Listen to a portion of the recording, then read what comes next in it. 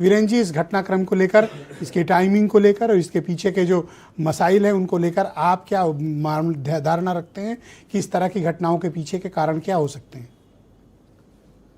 देखिए ब्रजेश जी, इस प्रदेश में ये 156(3) से लाखों मुकदमा का आदेश होता है और ये पुलिस वाले ओकर रद्दी टोकरी फेंक देते, लिखते नहीं थाने पे।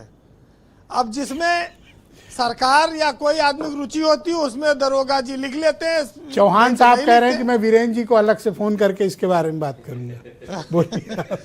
तो अब ये 156(3) से लिखा गया मुकदमा है। भाई अगर इतने बड़ा अपराध था तो इसमें पुलिस तुरंत इसको मुकदमे को लिख लेती। ये तो वही बात हो गई कि सांप भी मर जाए लाठी भी ना टूटे। मुकदमा लिख लियो और हम पे सीधा आरोप भी ना लगे कि हमने शंकराचार्य को परेशान किया, फंसा दिया, बदले की भावना से कार्रवाई कर दी। ये तो रही एक बात।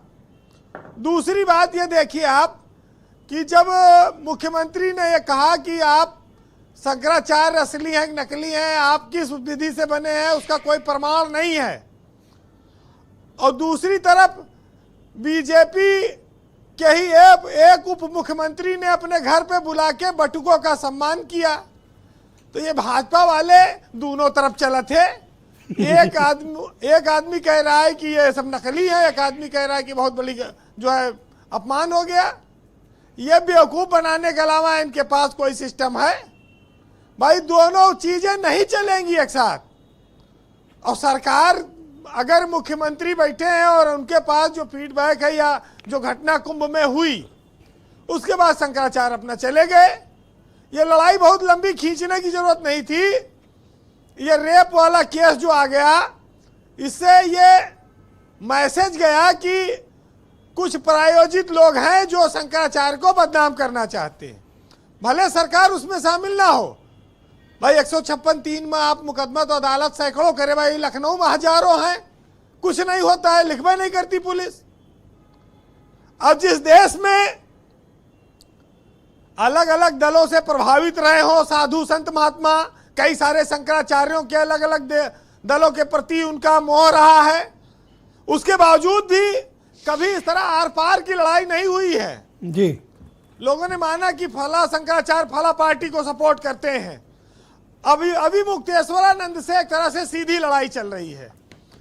अब वो योगी सरकार के खिलाफ बोलने में भी कोई कसर नहीं छोड़ते, बहुत उल्टा सीधा बोलते भी हैं। तो कई बार होता है भाई सरकार लड़ रही वो अलग बात है, लेकिन मामला इतना बिगड़ जाएगा ये किसी ने नहीं सोचा था कि रेप केस तक कहानी चली जाएगी। वैसे इतने साधु संत महात्मा हमारे समाज में हो गए कि वो सनातन का बैंड बाजा बजाने के लिए पर्याप्त हैं, कोई कमी नहीं है। अपने जो लोग ये कहते हैं कि सब हिंदू एक हो जाएं, यहाँ बाबा आपस में लड़ मर रहे हैं और यहाँ हिंदू एक कहाँ हो जाएगा। ये सब जातियों को जोड़ने की बात करते हैं, यहाँ हिंदू आपस में ही भिड़े पड़े हैं।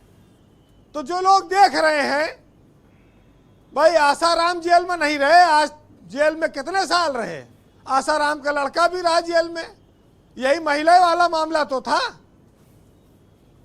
जिस देश में साधु संतों का सम्मान होता हो जी, जिस देश में परंपरा आस्था सनातन और पूजा पाठ से लोगों के विचार बनते हो, जीवन शैली चलती हो, आज हजारों करोड़ लोगों की जिसके पीछे आस्थाएं हैं उस पर हम लोग चर्चा कर रहे हैं, उसमें तमाम बातें छिद्रान्वेषण भी हो रही हैं।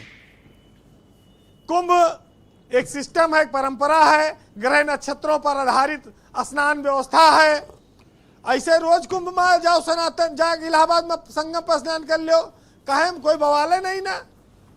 एक नक्षत्र आता है, एक संयोग बनता है जी, तब उस विशेष स्नान का उसी लिए सारा बवाल हुआ। जी वीरेन जी, थोड़ा वक्त का अभाव है, आज थोड़ा जल्दी कंक्लूड कर देते। देखिए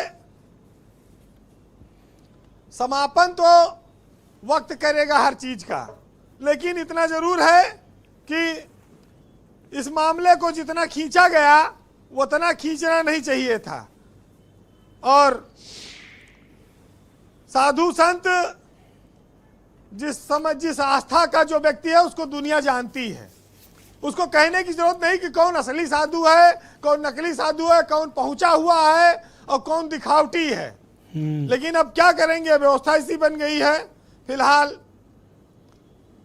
हम लोगों के लिए तो सभी संतों का सम्मान है जो भगवा वेश में है, और हिंदू सनातन व्यवस्था को, हिंदुत्व को तभी मजबूत रखा जा सकता है जब इस तरह की लड़ाई ना हो या इस तरह के मुकदमेबाजी ना हो। सुनिएगा कि भारत में संतों का मेला है और धर्म संस्कृति को आगे लाता है। संतों के बिना भारत कैसा होगा और मनुष्य बिना धरती जैसा होगा। संचय संत धन लोभी नहीं होते, इन्हें जीवन में, इनके जीवन में साधन नहीं होते। गुरु शिष्य की गरिमा बनी रहे, देश की संस्कृति चमकती रहे, और चाहे भारत डिजिटल हो जाए, बिना संतों के ये धर्म टिक ना पाए। बहुत शुक्रिया वीरेंद्र जी, आपका बहुत धन्यवाद ग्राउंड जीरो से अपना फीडबैक, ओपिनियन और ऑब्जर्वेशंस को हम तक पहुंचाने के लिए। बहनों भाइयों,